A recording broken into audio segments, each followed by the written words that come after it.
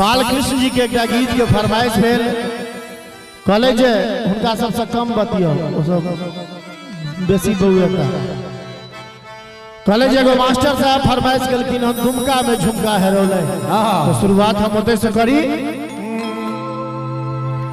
अरे झुमका में झुमका हेरौले ने काशी में कनवाली हम पुछलियन के चोरलक आहा के ठोरक लाली हुनकर ताली बजाबियो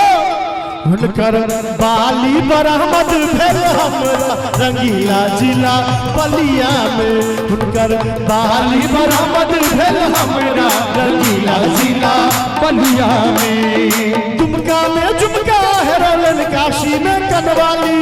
हम पुछलियन के चोरल आहा के ठोरक लाली हुनकर बाली बरामद भेल हमरा रंगीला जिला बलिया में हुनकर बाली बरामद भेल हमरा रंगीला जिला बलिया में।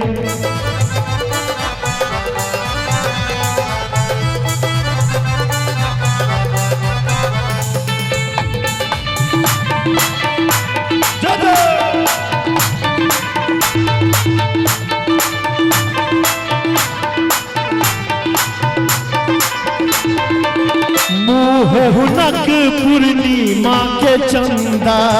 हुनक पूर्णिमा के चंदा कौन मनुख सा परलन फंदा कौन मनुख सा परलन फंदा जे कियो के लिखिन हुनकर निंदा तिनका ओ करती शर्मिंदा नैन हुनक दुधारी खंजर यमनक भार अपा पटना टोन शहर में हेरौलन ओ नलखा हार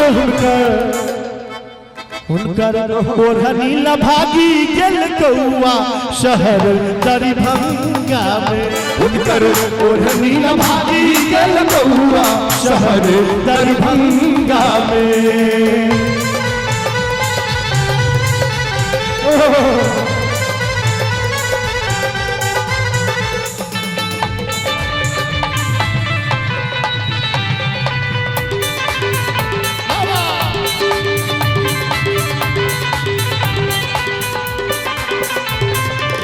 रोज लिपस्टिक चाहबे करिए